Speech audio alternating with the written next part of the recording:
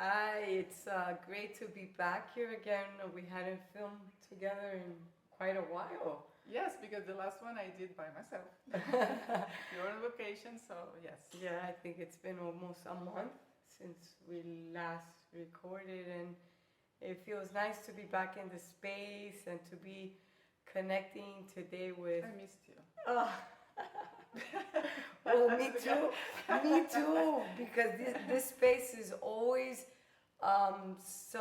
it brings so much joy to my life and so much peace when we're able to have these moments of connecting and sharing our thoughts and insight with our followers. And today we are very privileged not only to be here, me and you, but we have Rick and Peggy who are joining us all the way from California. What's the name of the podcast? What the main theme is?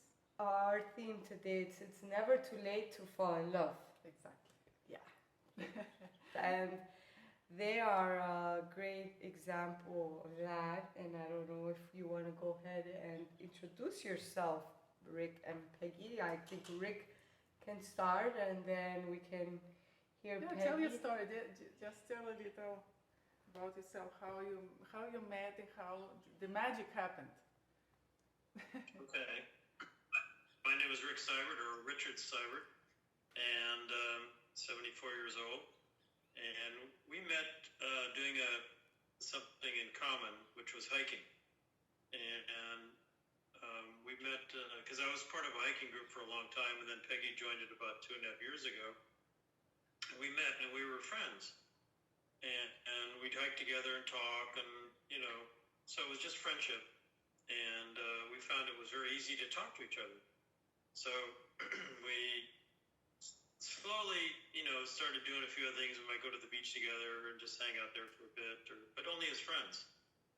And so it was quite a surprise that when it became more than friends. And neither one of us was looking for that, but it happened. And it's been a real joy. Mm-hmm. How long ago was it? How long have you been together?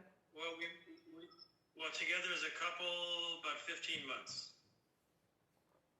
And they've traveled already to Costa Rica together, and they've gone to Morocco together, and they've been to, am I missing? Spain, I was going to say that. And we're going to New Zealand in April for a month. Wow, how did you do all that in 15 months? How you managed to? Peru in October. Going to Peru in October? October, yeah. Wow. Okay, now it's Peggy's turn. She can tell her side of the story. Yes, exactly. Hi, I'm Peggy Watson, and I am 70, and I grew up in Southern California, and I was married for a long time, and I had another relationship for a long time. Can you say how many years, Peggy, were you married? Between the whole thing was probably about 32 years, and then I had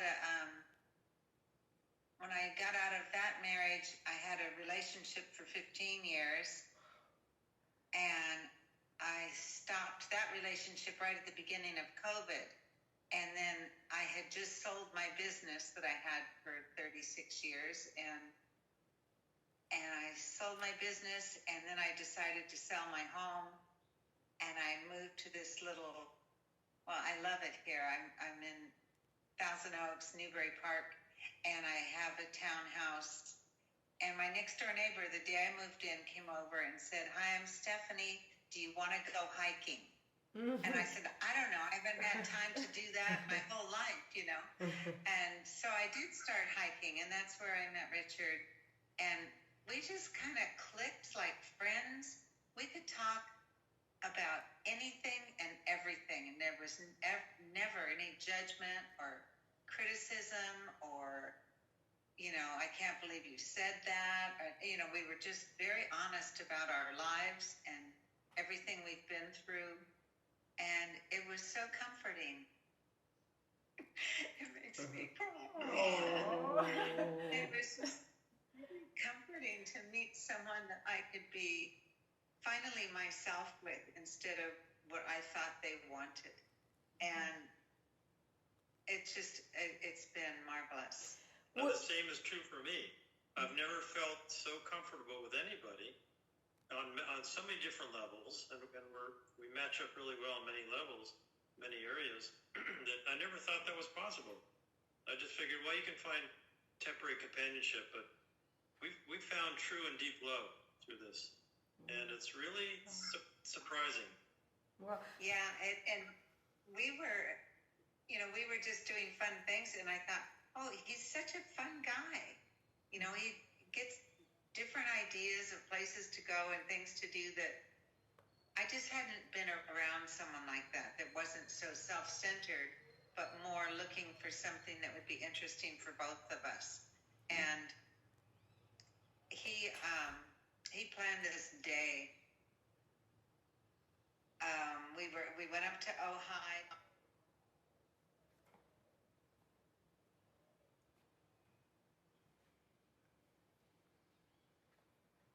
We just had a whole day together, and then on the way home, it was nighttime. We stopped at one of the parks we hike at frequently, and he said, "I'm just stopping so you can see the stars," which is, the stars are my favorite thing. I've always been a stargazer, and I don't even know why he did that, but it just moved my heart from friendship to love. wow. I have a question. Yeah, me too. But you go first. Do you believe before you met? Did you ever believe in soulmate relationship, in soulmates? Not really. No, because I kept thinking I had found a soulmate, but it never was. It just there's always expectations and criticism and disappointments, and I haven't had any of those things. I haven't had any of those feelings with Richard. Yeah, we like I said, we've traveled together. We were a little over 3 weeks in Morocco and Spain, and we 14, 15 days in Costa Rica, and we've never had any argument, and We've never.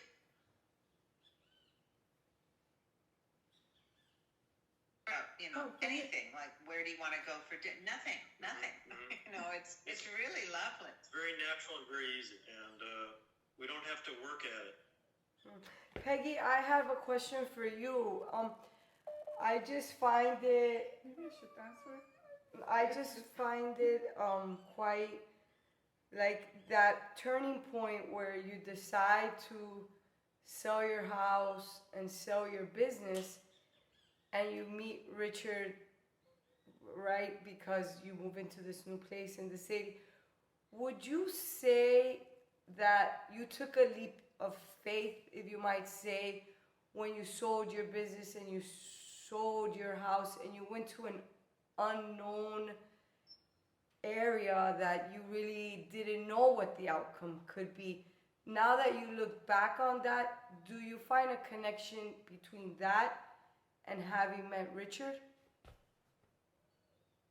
Well, it was, I had wanted to sell my business, and it was right before COVID that I sold it.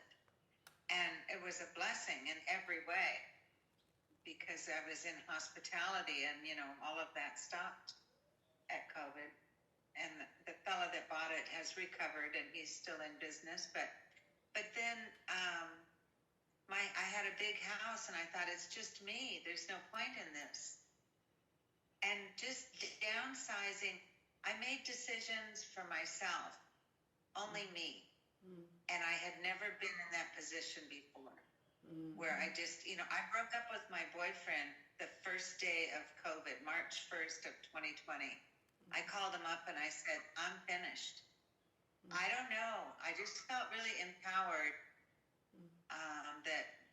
that I had decided to change my life and start doing things for me instead of what everybody else is asking me to do and asking me to be. Yeah. And Yeah. so, yeah, it was a leap of faith. And it was, I was here for,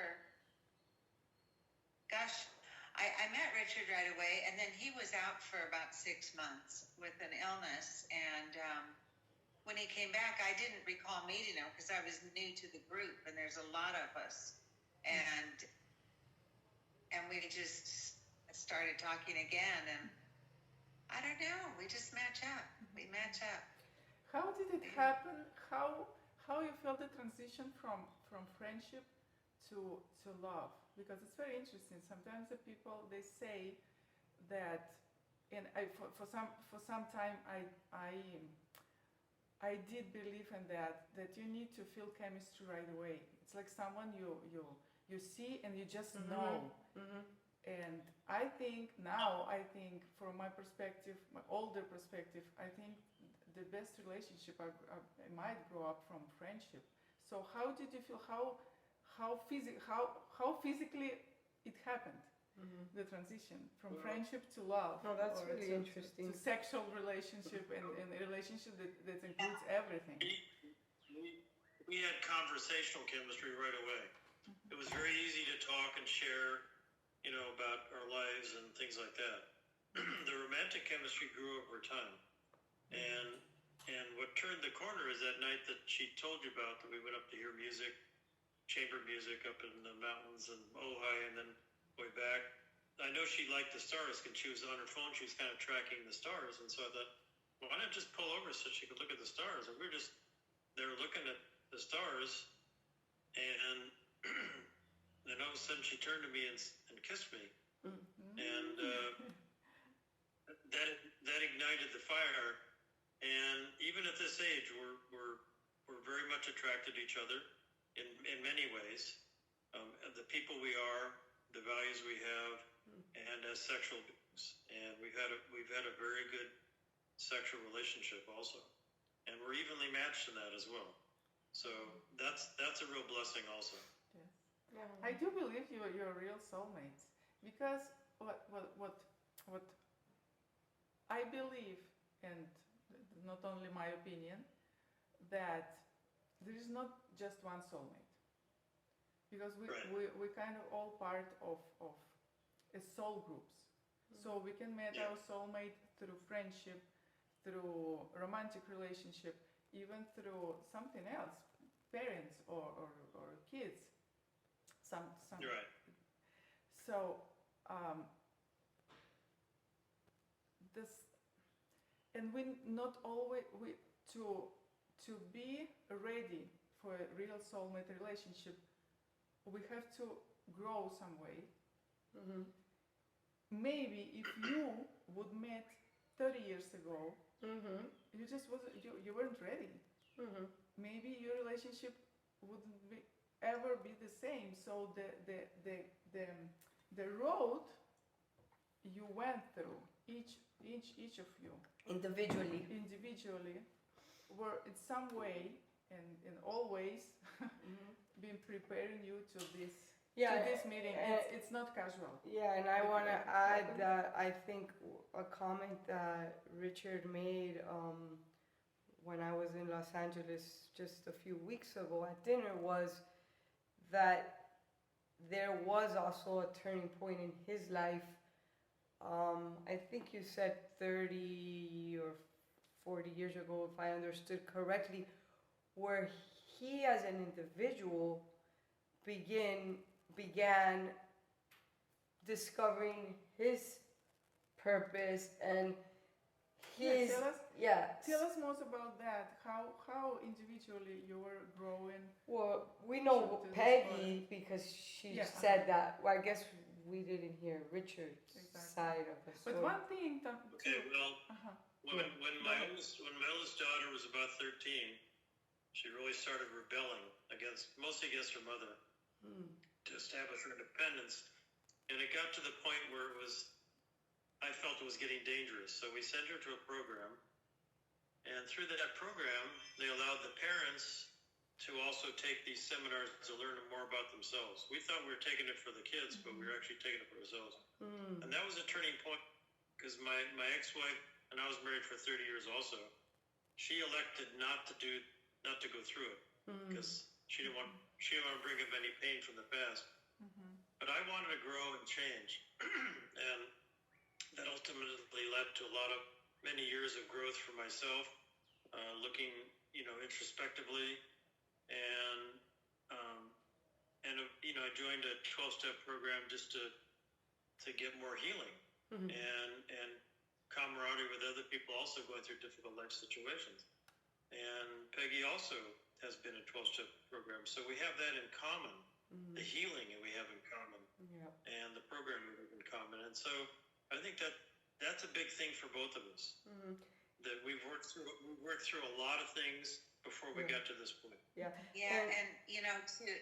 to have struggles with your children, I mean, it's devastating, and I had my daughter was just a wild oat, and so she, we went through a lot with her, and my husband at the time was furious. He was just so angry with her that I asked him to leave because I felt it was a violent situation, whereas I, went the opposite way. And I thought, I need help so that I can understand the correct way to maintain the love of a mother and her daughter and help her get through this time that is so self-destructive. And now she and I are like really close friends, and she's 37 now, and she's very successful and she's doing really well, but we're really close. And I have another daughter who's 35, and we've always been very close. And we've all had to struggle through the difficulties of my older daughter. And we've learned so much about ourselves and how to handle that kind of terrifying stress. Yeah, and ultimately, it helps you to grow and believe in yourself. Absolutely, yeah. But it also helped us to mature for the people we are and to grow, to be better people, and also gave us another common bond. That growth and that healing that we did. Yeah, and individually. Yeah, and ultimately, as we bring this to a closure, my take from this, and I hope for our viewers, it's as insightful as it's been for me, as it is to them, that doesn't matter where and how you start your own personal journey, that's where true growth begins, and that's when you begin to align yourself with the path that has always been there. But unfortunately, for a lot of people, that requires a turning point that, like in your cases, it was related to your children. But I think that's why me and Ala are here today with this podcast, is to let people know you don't have to get to that turning point. You can consciously, just by listening to this podcast, make a decision to start your own healing journey just because you consciously are aware of it and you know it. Yes, it doesn't mean it's not going to be painful. Yeah. It might.